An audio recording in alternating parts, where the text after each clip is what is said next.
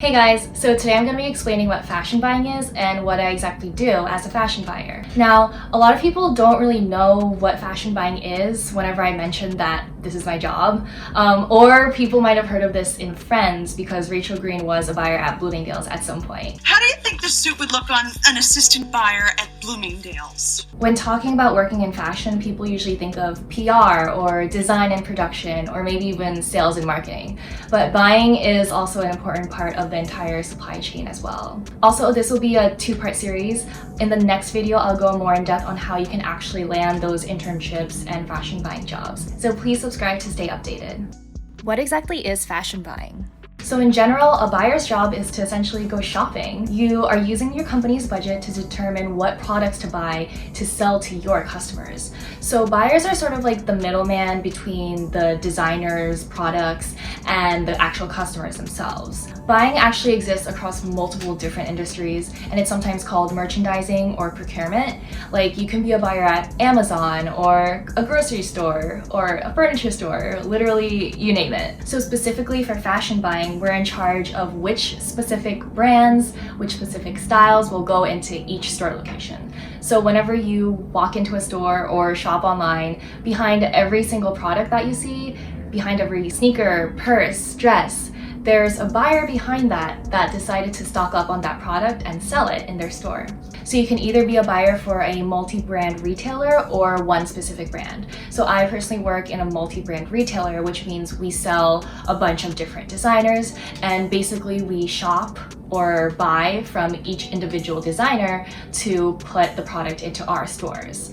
And department stores fall under this category like Nordstrom and Bloomingdale's, along with e-commerce sites like Farfetch or Shopbop. For the buyers that are hired under specific designers, they're basically selecting the styles to put into each of their individual retail stores. So for example, if you go to a Gucci store in New York versus LA or Milan, you're going to see a slightly different group of product because there were buyers deciding which styles should go into which stores. At the end of the day, the buyer's main goal is to effectively make the most sales off of their product. Buyers need to actually buy items that customers are going to buy, so there's a lot of strategy and analysis involved. Buyers also need to act as a trend forecaster. They need to predict and follow trends while also knowing how to react to the quick changes in the fast-paced fashion industry. And a good buyer will have intuition on what will sell and what won't. So for example, a few years ago, we saw that really big designer flashy logos were very, very trendy.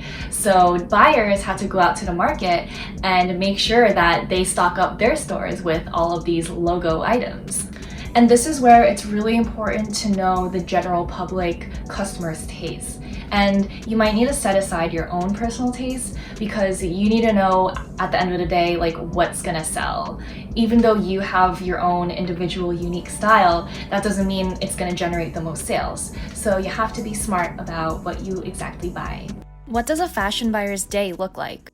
So I would have loved to try to sneak in footage from my office or from appointments, but unfortunately, because of the current situation, everyone's working from home. But on a typical busy day, my team and I would go to market appointments. So this is a meeting between the buyer, the retailer, and the wholesaler, which is basically the designer brand manufacturing the product. So normally we would go to the brand's showroom and they would showcase all of their new product for the upcoming season. So this would include things like the items that you see on the runway show.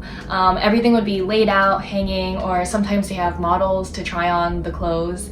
And from there, the buyer would basically look at all of the styles and decide what they want to buy. But these meetings are really helpful because now you can actually see the product up close, touch it, feel it with your hands.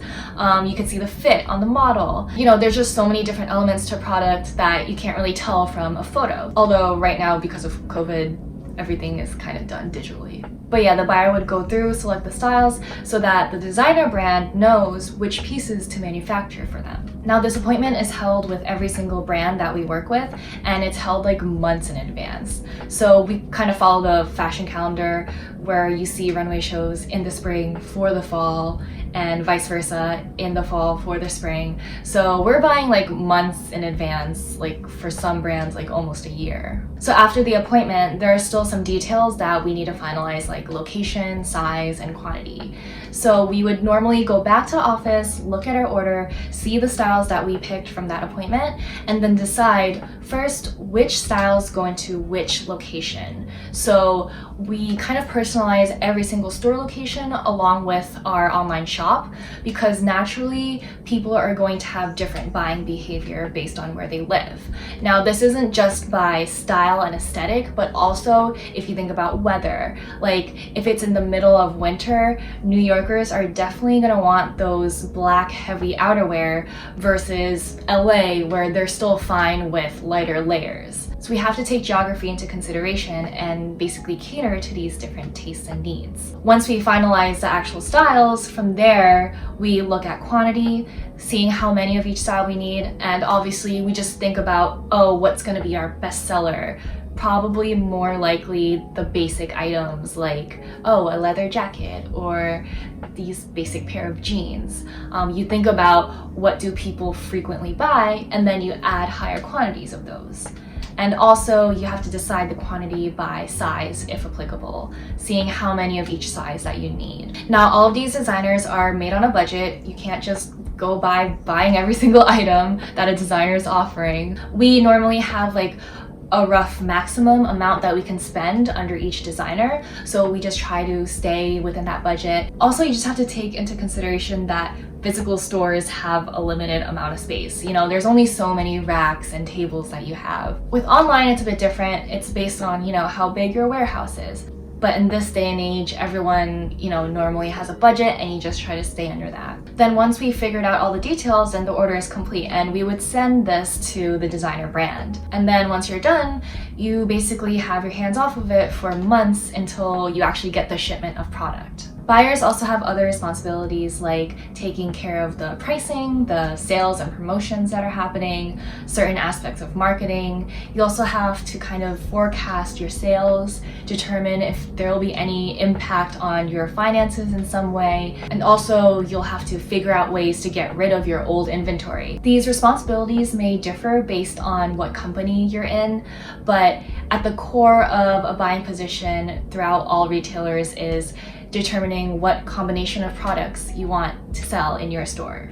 Now, it's also really important to have strong negotiation and teamwork skills, because you need to have a really good relationship with your designer brand that you're working with, the wholesaler. It's sort of like a chain reaction, because if your store is doing successful, that means your wholesaler will be doing successful as well, because that means you are able to buy more product because people are buying it and it's doing well. So if you have a strong relationship with your wholesaler, then you can sometimes create a strategy together and figure out how you can get the best product to your customers together. And in general, there are some fun perks, like you get that employee discount on the product, or you might be able to go to a sample sale or some promotional event, whether it's at your own stores or your wholesalers.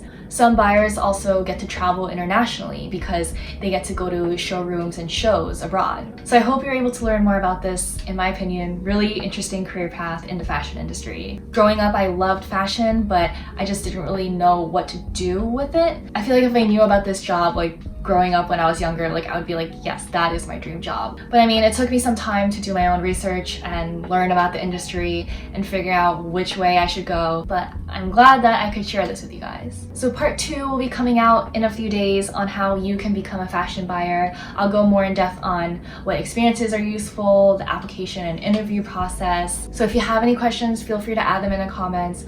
I'll try to respond to them, or I'll try to incorporate the answers in my next video. And please don't forget to subscribe to stay updated. I will be trying to upload every single week. Thanks, bye!